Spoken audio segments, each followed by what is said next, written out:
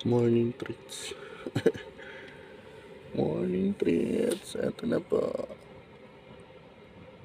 Grabe yung mansanas guys. So, yun na lang yung tira.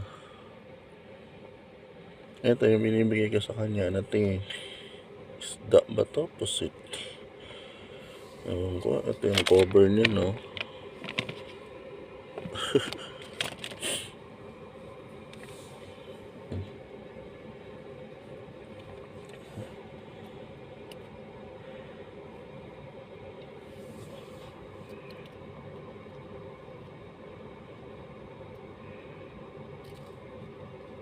Yan eh.